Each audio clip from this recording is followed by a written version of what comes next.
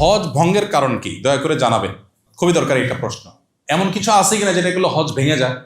উত্তর হলো দুইটা জিনিস আছে, যে দুইটা জিনিসের কারণে হজ টোটালি ভেঙে যাবে। নাম্বার এক, স্ত্রী সহবাস এহরামরত অবস্থায় যদি করে তাহলে হজ ভেঙে যাবে।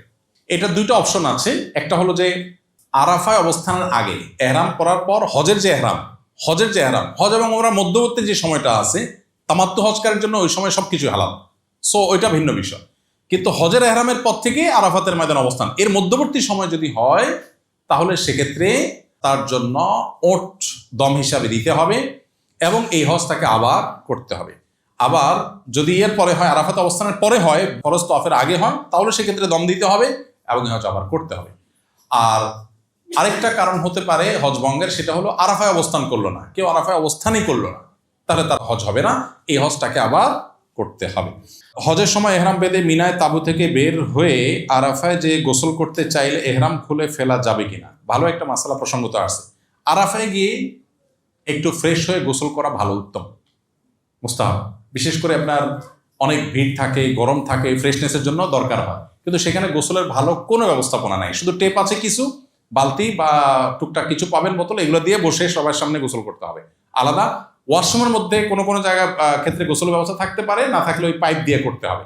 দুইটা ব্যবস্থাপনা আছে। এখানে খুবই গুরুত্বপূর্ণ একটা বিষয় হলো মা বোনদের জন্য, সেটা হলো মেজরিটি হাজিদেরকে দেখা যায় মহিলারা পর্দার কোনো বালাই নেই। অনেক পুরুষরা আছে, আপনারা প্রস্তুতিমূলক সেশনে দেখছেন, হোটেলে দেখা যাচ্ছে আপনার ওয়াইফ একটা রুমে অন্য মহিলাদের সাথে আছে, আপনি সেখানে হনহন করে ঢুকে যাচ্ছে, সেখানে অন্যজনের ওয়াইফ আছে। মিনাতে আরাফাতে তাঁবুতে মহিলাদের তাঁবু, আপনার ওয়াইফ আছে, আপনি তাকে দূর থেকে ডাক দেন, ফোন কল দেন না, আপনি ডাইরেক্ট ঢুকে যাচ্ছেন। আমাদের একবার হজের সময় একজন চাচা ছিলেন, চাচার নাম ভুলে গেছি, খুব সবাই চাচার নাম মুখস্থ করে ফেলছে। চাচা একটু পরপর চাচিরে ডাকে, ডাকেন চাচা, দূরের থেকে ডাকেন না, চাচা ভিতরে ঢুকে যায়, কোনোভাবে চাচা ঠেকানো যায় না। মানে এটার জন্য বহুত আইন মোকদ্দমা করেও শেষ পর্যন্ত ঠেকানো যায় না বেচারাকে, কোনোভাবে সে নিয়ন্ত্রণই করতে পারে না। ওখানে তো মিনা মুজদালিফাতে স্বামী স্ত্রী একসাথে কোটিপতি হলেও থাকার কোনো সিস্টেম নেই, আলাদাই থাকতে হয়। তো এখানে মা বোনরা অনেকে পর্দা বোঝেন না, অনেক পুরুষরা পর্দা বোঝেন না। পর্দা না বুঝলে আপনার হজ করার মানে কি দাঁড়াবে? এই জন্য পর্দাটা আমাদের বোঝা উচিত। 20 এপ্রিল আমার ফ্লাইট, আমার স্ত্রীও আমার সাথে যাচ্ছেন।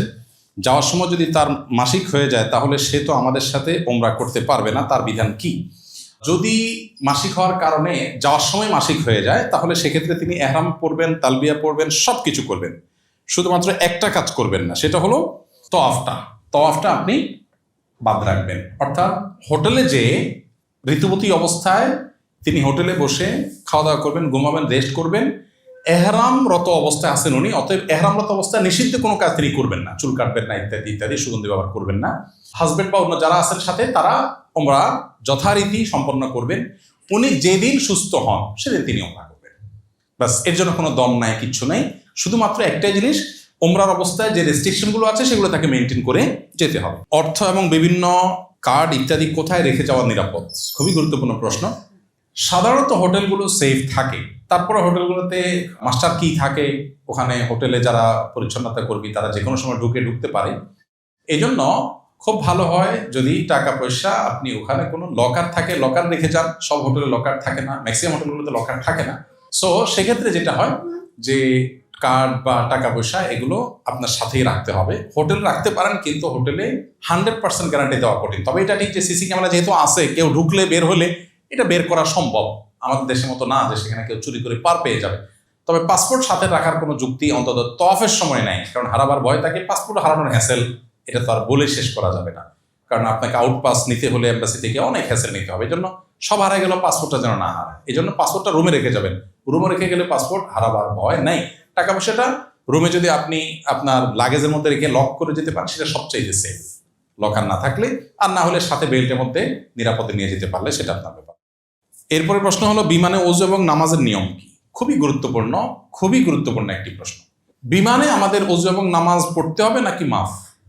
পড়তে হবে, কিন্তু বিমানে আমি নামাজ পড়া মানুষ খুব বেশি দেখি না। যে ফ্লাইটগুলো, আমি অবাক হয়েছি যে হজের ফ্লাইটগুলোতে দেখি মেজরিটি মানুষ নামাজ পড়ে না, তারা হজ করতে যাচ্ছে। আমরা অনেকে মনে করি যে বিমান বোধ হয় আকাশে, তো এখানে শরিয়ার বিধিবিধান মনে হয় মাটিতে শুধু। ব্যাপারটা তো সেরকম না, ওখানেও কার্যকর হবে। এই জন্য নামাজের সময় নামাজ আপনাকে পড়তে হবে। আমি বিমানে তো বটে, এমনকি রেলেও অনেক সময় দেখি নামাজি মানুষ বসে আছে, নামাজের সময় চলে আসছে। কি অদ্ভুত ব্যাপার ভাই, নামাজ নেই? আরে নবী করিম সাল্লাল্লাহু আলাইহি ওয়াসাল্লাম জিহাদের ময়দানে নামাজ পড়েছেন, জীবন মরণ যেখানে, আর আপনি এখানে একটু কষ্ট হবে, একটু হয়তো অসুবিধা হবে, আপনি নামাজ পড়ছেন না। এখন প্রশ্ন কিভাবে পড়বেন? বিমানের সাধারণত টয়লেটগুলোতে উজু করার মতো খুব ভালো ব্যবস্থা থাকে না, এবং বিমানের ক্যাপ্টেনরা বিভিন্ন সময় আমাদেরকে রিকোয়েস্ট করেন ব্যক্তিগতভাবে, ভাই আপনারা মানুষজনকে বলেন যে তারা যেন তায়াম্মুমের মাটি নিয়ে আসে, বিমানের মধ্যে টয়লেটে যেন উজু করার চেষ্টা না করে, কারণ এখানে নিচে অনেক কেবল টেবল থাকে, ফলে অনেক বেশি পানি টানি পড়ে ফেললে এটা আমাদের সিকিউরিটি ইস্যু তৈরি হতে পারে। এটা তাদের বক্তব্য। আর বাস্তবতাও তাই যে বিমানের মধ্যে উজু করা সহজ বিষয় না। আমাদের মতো ইয়াং হলে অনেক সতর্কতার সাথে করা সম্ভব। আমি দেখেছি, আমি উজু করলে নিচে অল্প কয়েক ফোঁটা পানি পড়ে, সেটা আবার টিস্যু দিয়ে আমি নিজ দায়িত্বে একদম ক্লিন করে আমি রেখে যাই। এটা আমি করতে পারি, বাট এটা সবাই পারবেন না, একজন বৃদ্ধ মানুষ পারবেন না, কারণ ওখানে ছোট্ট যে বেসিনটা আছে ওখানে আসলে কুলি করতে গেলে সাইডে পানি পড়ে যাবে। আবার পাও ধোয়া তো কঠিন, এখন পাও আমি তো অনেক উপরে উঠাতে পারি, এখন বৃদ্ধ মানুষ তিনি তো পারবেন না। আবার অনেক সময় দেখা যায় যে ওখানে ছোট যে কাপ থাকে ওগুলো থেকে নিয়ে আপনার কোমরের উপরে সুন্দর উপরে ধরে পাও ধুইতে পারি আমি, একজন বৃদ্ধ মানুষ করতে গেলে তো পড়ে যাবে, ছোট একটা জায়গা। তো এই জন্য যাদের জন্য ওখানে তায়াম্মুম করার কোনো ওয়ে নাই, তাদের জন্য কয়েকটা অপশন। নাম্বার 1, ফ্লাই করার 1-2 ঘন্টার মধ্যে নামাজের ওয়াক্ত হবে, তাহলে সেক্ষেত্রে আপনি উজু করে উঠেন এবং উজুটা ধরে রাখেন, নামাজটা পড়ে ফেলেন। নাম্বার 2 অপশন, ফ্লাই করার পরেও নামাজের সময় থাকবে, তাহলে ফ্লাই করার পর আপনি এয়ারপোর্টে গিয়ে সব কিছুর আগে নামাজটা পড়েন। ওকে।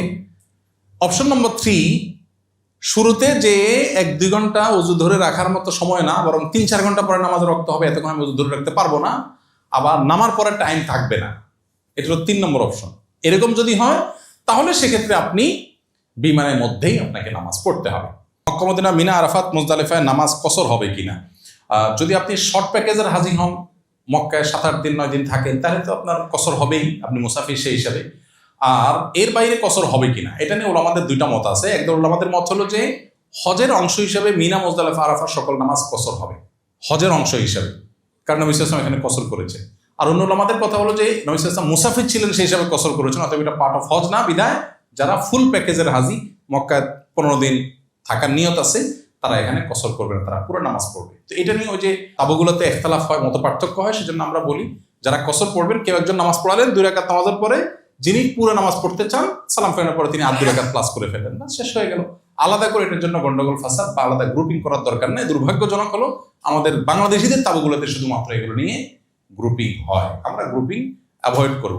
মুসাফির বা শর্ট প্যাকেজের হাজি বা যিনি 2 রাকাত নামাজ পড়ার মতটাকে উপর আমল করেন, তিনি ইমামতি করলেন, তার পিছনে বাকি যারা আছেন যদি কেউ এক্সট্রা 2 রাকাত পড়তে চান সালাম ফেরানোর পরে প্লাস করলেন। বিষয় হলো যে একদল ওলামাদের মতে মিনা, মুজদালিফা, আরাফার নামাজগুলো হলো পার্ট অফ হজ হিসাবে সব কসর, কারণ নবী সাল্লাল্লাহু আলাইহি ওয়াসাল্লাম কসর করেছেন, শেষ, দ্যাটস ইট। হানাফি ফকিহগণ, ফুকাহে কেরাম এবং অন্য ফকিহের মতে যদি আপনি মুসাফির না হন, 15 দিনের বেশি থাকেন, তাহলে সেক্ষেত্রে আপনি ফুল নামাজ পড়বেন, না হলে আপনি কসর পড়বেন। তো আমি কসর পড়ি, আমি সাধারণত কসর পড়ি। আমি বলি যারা পুরো পড়তে চান তারা পরে 2 রাকাত প্লাস করে নেন, শেষ।